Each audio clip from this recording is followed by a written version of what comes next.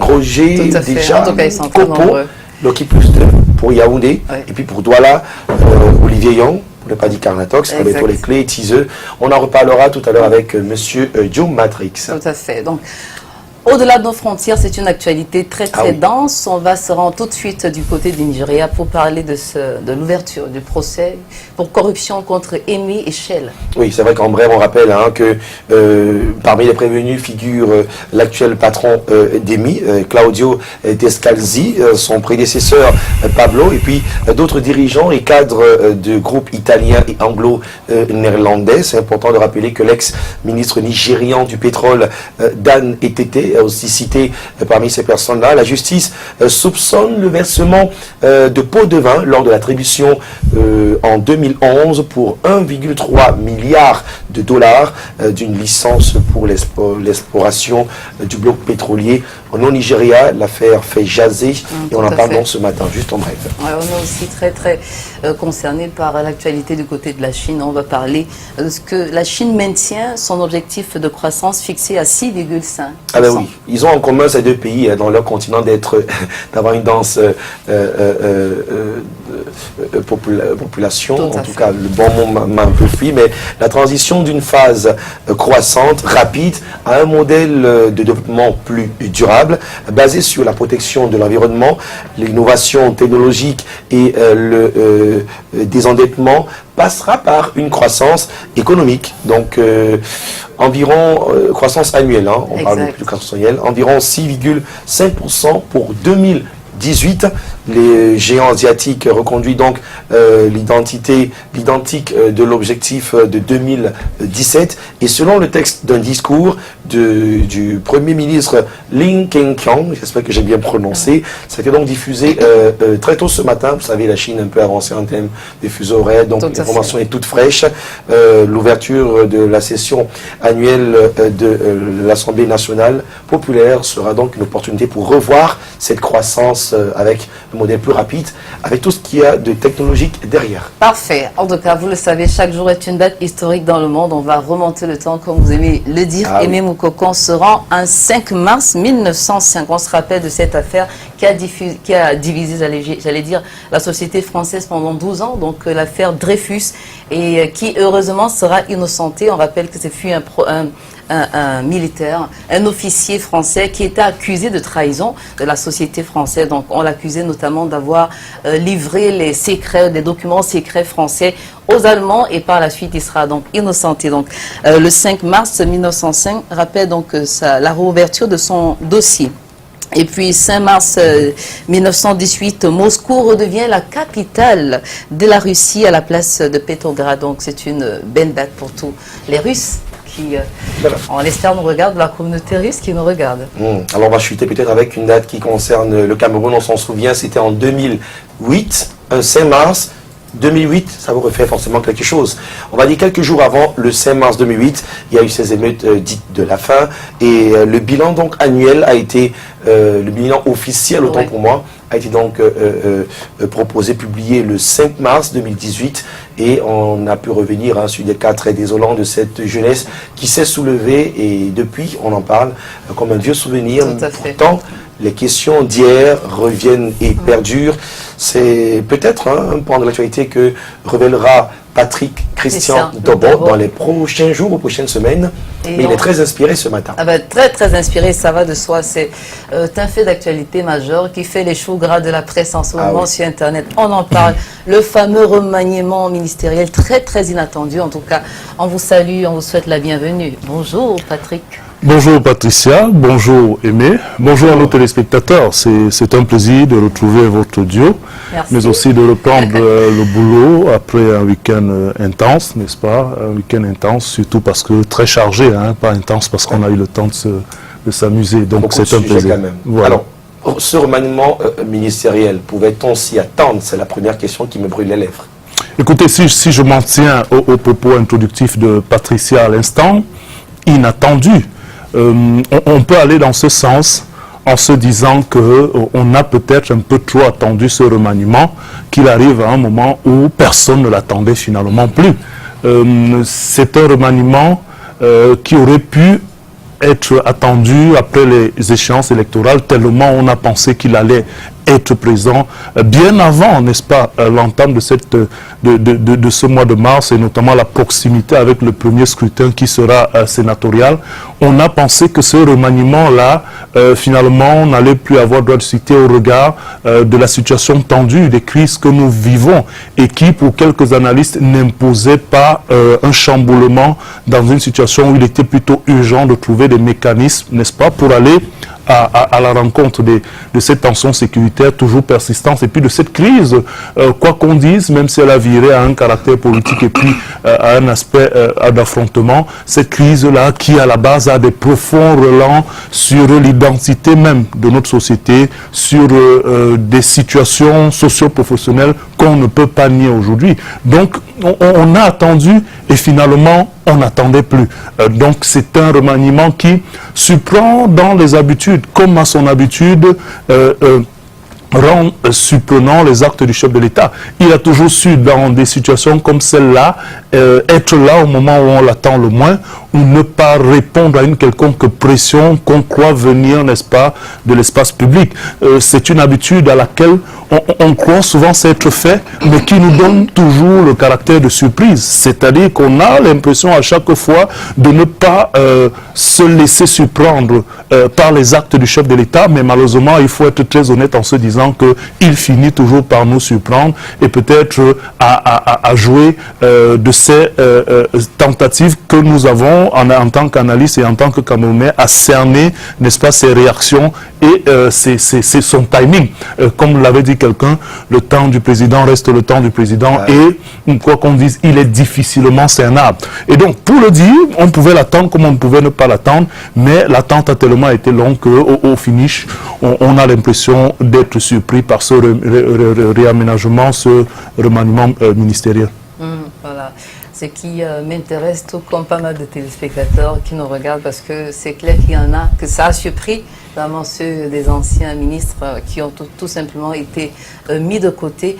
En termes d'enseignement ou d'implication, que peut-on retenir ce matin?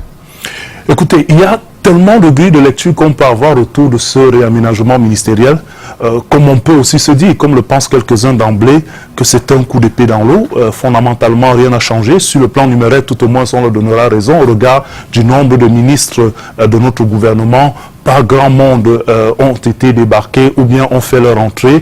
Et puis, il n'y a pas eu un gros mouvement de chaises, tout au moins, comme on peut le constater sur le plan numérique. Mais on voit bien que c'est un remaniement qui, en attendant de voir s'il répondra aux questions de l'heure sur le plan sécurité et des crises que nous avons, c'est un remaniement qui, tout au moins, a un aspect historique et ensuite un aspect révélateur de ce qu'il y a des missions certainement à quelques membres de ce gouvernement remanié, au-delà de ces missions, qu'il y a en plus de l'aspect historique des missions, qu'il y a sans doute un caractère qui le projette vers le maintien du pouvoir actuel.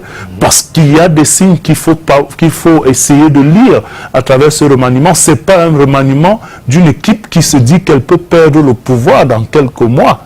Ce n'est pas un remaniement qui vous donne l'impression qu'on prépare une action qui pourrait être poursuivie par d'autres personnes. C'est un remaniement qui nous situe dans la continuité et qui donne l'impression de préparer le terrain pour la continuité de l'exercice du pouvoir. C'est un message qu'il va bien falloir décrypter et prendre avec toute sa hauteur par ceux de l'opposition qui entendent reprendre les rênes du pouvoir lors des prochains scrutins qui arrivent, et notamment la présidentielle. C'est un remaniement tout au moins qui nous donne comme enseignement premier que nous avons le chef de l'État dans une posture qui entend régler un certain nombre d'écueils qui se trouvent sur son chemin et poursuivre donc son itinéraire dans la gestion du pouvoir au Cameroun. Dès qu'on a fini de dire ça, il faut revenir sur quelques détails. Il y a tellement d'analyses qui sont faites sur cette question-là, sur ce remaniement depuis longtemps, mais le fait historique est que pour la première fois de l'histoire du Cameroun post-indépendant, vous avez, au niveau d'une fonction stratégique comme l'administration du territoire, un Camerounais, n'est-ce pas, d'origine de la zone anglophone, qui reprend les rênes. On peut bien spéculer sur tous les commentaires et sur toutes les diatribes qu'il y a eu autour du nouveau ministre de l'administration territoriale, notamment en plein début de cette crise anglophone, où beaucoup de gens lui avaient finalement coller l'incapacité de pouvoir se rendre dans sa région d'origine au regard de ce que quelques-uns appelaient comme le rejet des contestataires de ce côté-là suite à un certain nombre de propos qu'il aurait tenus. Eh bien, le voilà qui atterrit au ministère de l'administration territoriale, et quand on sait que c'est le fief non seulement du renseignement, mais le fief de la relation avec les collectivités locales plus ou moins décentralisées, on peut envisager que c'est essentiel, c'est une réponse peut-être, ou une tentative de réponse à ceux-là qui, quelquefois, ont dit que les postes de second ordre étaient toujours réservés à nos compatriotes qui viennent de cette région. Le deuxième cas, et pas des moindres, qu'on doit pouvoir citer dans une situation comme celle-là, bien évidemment, c'est le changement au niveau du ministère des enseignements secondaires. Oui, il faut pouvoir le dire. Madame Nalova Lyonga, oui, effectivement, qui arrive au niveau des enseignements secondaires. Il faut le rappeler, elle est quand même ancienne vice-chancellor du côté de l'université de Boya, celle qui jusqu'ici a encore le PCA de l'hôpital général de Douala. On la qualifie comme étant une universitaire chevronnée. Mais au-delà de l'aspect technique et de la capacité professionnelle, c'est une autre lecture qu'il faut faire sur la crise anglophone. On sait très bien qu'à la base, il y avait eu des contestations socio-professionnelles dans le corps des enseignants, mais aussi au niveau du corps des juristes, notamment les avocats. Et donc, au moment où on parle d'une tentative d'assimilation du système anglophone en matière d'éducation et de justice, voilà une réponse très forte qui devrait pouvoir avoir au niveau de la grosse vision de l'éducation et des enseignements secondaires notamment, une personnalité qui est façonnée par le système anglo-saxon. Est-ce que ces deux éléments historiques-là sont à même d'apporter une réponse conséquente à la situation de crise anglophone qui, quoi qu'aujourd'hui, sur d'autres pans, a d'abord trouvé son nid et son filon depuis longtemps sur ces aspects-là, on peut se dire que rien ne perd, on ne perd rien à attendre, et on verra donc au pied du mur ces deux maçons qu'on pourrait appeler aussi ces deux chargés de mission. Et en termes de chargés de mission, on peut bien savoir qu'Altagandi, pendant longtemps, a quand même été le secrétaire permanent jusqu'ici, n'est-ce pas, du Conseil national de sécurité, et qu'on le sait comme étant un homme de mission, de renseignement. Cela va peut-être être utile dans une situation d'affrontement avec de gros élans qu'on peut considérer comme étant asymétriques, où le frontal n'a toujours pas l'effet recherché. Il va falloir dénicher dans le renseignement, dans la collaboration avec les unités administratives, ce qui peut être fait en termes de renseignement pour justement trouver des solutions. Donc voilà sur le fait historique. Et maintenant, on peut dire aussi que sur ce remaniement, il y a toujours cette recherche de l'équilibre régional. On enlève le ministre de la fonction publique de la réforme administrative en le remplaçant pratiquement par un homme qui vient de cette région-là et notamment du Haut-Nord, n'est-ce pas, Joseph Lé, qui va à ce ministère-là.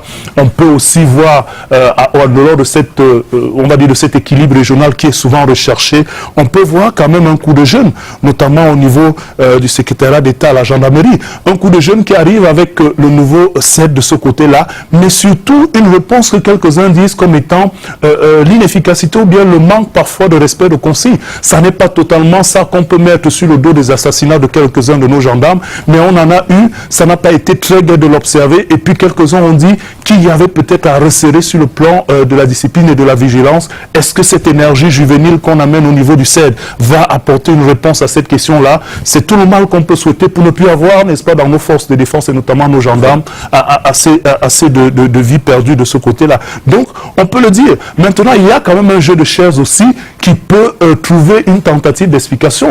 Le ministre de l'économie et du plan, qui lui récupère le portefeuille du ministère des Finances. On peut se dire que puisqu'il a été à la source, à la base, depuis même sa fonction de secrétaire général des services du Premier ministre d'un certain nombre de grands projets, de la quasi-totalité des grands projets du Cameroun, qui ont engagé le pays dans soit l'endettement, soit des prises de risques, il va devoir gérer maintenant la bourse et peut-être équilibrer les paiements de tous ces engagements-là. Lui qui connaît mieux ces dossiers, il va falloir donner le tempo des paiements, mais surtout la question de la PME que lui-même a toujours évoquée. On l'a vu très récemment à travers tous ses déplacements, évoquer cette question des PME qui sont asphyxiées, qui ont du mal parfois à aller à la bourse et l'État va devoir régler le paiement de ces factures. Quelques analystes économiques disent qu'il ne s'agit pas seulement de penser aux banques pour le financement. Il va falloir que l'État paye les factures des PME pour donner une certaine énergie à cette économie. Et le ministre, lui, Paul Motazé, qui était à la base de beaucoup de projets, va certainement gérer. Et puis pour le ministre des Finances, c'est un banquier, un régulateur. Donc il va falloir qu'il cadence l'engagement du pays sur un certain nombre de projets. On attend de voir tout cela de manière active sur le terrain. Donc ce sont un certain nombre d'éléments qui peuvent permettre de dire que ce gouvernement, même s'il a l'air d'être léger en termes de remaniement, il touche profondément un certain nombre de secteurs. Il est comme historiquement une réponse à un certain nombre de problèmes et on attend de voir effectivement comment il va s'ébranler, la capacité qu'il aura avant l'élection de convaincre les indécis et ensuite de projeter peut-être le pouvoir qui entend se maintenir à travers ce remaniement. Si on s'en tient à une lecture, on va voir comment il sera capable de prolonger ce gouvernement vers des cimes meilleures. Alors, une belle pensée pour une symphonie. Le chef d'orchestre maintenant attend de ces artistes que chacun rentre dans ce projet qui n'est pas évident. On aura forcément à revenir sur ce fait. Un regard sur l'actualité, Patrick Christian d'abord. On est en amont, difficile de ne pas revenir dessus, mais difficile aussi de ne pas évoquer, je regardais encore sur les réseaux sociaux, cette affaire, une fois n'est pas coutume, un fait désolant écume l'espace public et même celui des réseaux sociaux suite à ce remaniement qui touche malheureusement l'exercice de ce métier noble qu'est le journalisme, et on évoque la question de notre confrère. Oui, écoutez, ce serait très indélicat de notre part, nous qui sommes à la quête de l'information, vous et moi compris, et beaucoup de confrères, de ne pas avoir un regard sur cette question. Bon, parlant du remaniement, tout juste une petite dérogation. On a oublié, par exemple, le ministère du Transport, qui accueille quelqu'un qui est dans son assiette. Exact. Il faut le dire, on ne va pas citer d'entreprise ici, mais il revient dans un domaine qu'on suppose qu'il connaît suffisamment et on espère qu'il y apportera. Alors, parlant de cette question, c'est assez dommage. Notre jeune confrère du jour qui, dans une tentative d'information, se retrouve molesté. Nous n'avons pas l'intention de jouer au juge, mais ce qui est déplorable, deux aspects, vous me permettrez, dans un état de droit qui est comme le nôtre, il est bien difficile de s'imaginer que quelqu'un, même en infraction, on refuse dans ce pays le lynchage. On n'a pas le droit de se rendre justice. Même en infraction, on a toutes les possibilités légales de pouvoir, et surtout quand on a la main mise sur celui qui serait même en infraction, de pouvoir le livrer aux autorités, d'avoir toutes les procédures pour justement le confondre. On ne traite pas un homme comme un animal. Il est bien difficile de s'imaginer qu'au moment où nous avons tous les viseurs qui veulent nous amener vers le respect des droits de l'homme, la presse avec son rôle important, qui informe, ne devrait pas être animalisée et bestialisée comme cela.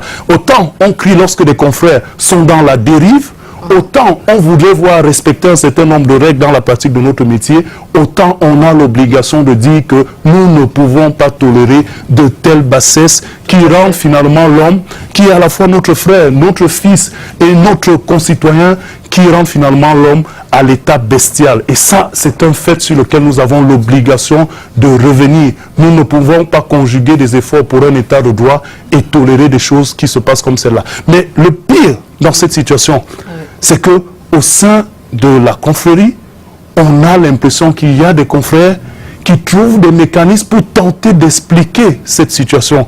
Et comme on le disait pour les enseignants, on a souvent du mal à parler d'une seule voix. Et c'est bien là notre dommage. Même là où nous avons des arguments pour mettre notre profession au-delà, au-dessus d'un certain nombre d'invectives qui lui sont souvent faits à tort et dans l'abus du pouvoir, nous sommes les premiers à nous ouvrir des blessures et des failles par lesquelles on va davantage nous assommer. Non pas que nous cautionnons une quelconque pratique sans respect des règles de l'art, de la déontologie de ce métier, mais même en infraction, tout homme a droit à un procès équitable. Et deuxièmement, je vous le dirai, c'est un exemple. Vous ne le ferez même pas aux conducteurs de moto-taxi dans ce pays. Je vous prends un exemple comme celui-là, pas pour dénigrer leur job, mais je veux dire la capacité de mobilisation de ces concitoyens lorsqu'ils se sentent menacés, parfois même quand ils ont tort. C'est impressionnant. Nous n'avons pas cette culture et c'est ça le plus dramatique dans la pratique de notre métier, où on a l'impression que chacun se dit que c'est l'histoire de l'autre et c'est pas mon problème. Voilà. Merci en tout cas Patrick Christian Dobo. Où ira, jusqu'où ira cette histoire en tout cas, on se fera. On attend de voir en tout cas. En tout cas, on attend de voir et les enquêtes qui sont supposées être ouvertes par la matière à la suite de la plainte, n'est-ce pas, du quotidien Le Jour, nous dirons, mais c'est désolant de voir comment est-ce qu'on peut se traiter encore dans une situation comme celle-là. Reste que ça a choqué évidemment les hommes de médias. Et puis ben voilà, notre devoir en fait, c'est par-dessus tout de garder une pointe de bonne humeur. Et vous savez, Canal Matin, c'est l'essentiel pour vous informer, mais davantage vous divertir. Aujourd'hui, pour ce qui est de ma chanson du cœur, on a Daouda, le sentimental, et puis il chante La femme de mon patron, et puis Charline Nélé, la femme. Écoutez, nous sommes en pleine semaine de la femme, Oui. mais je vais commencer cette semaine en faisant un petit pic à la femme.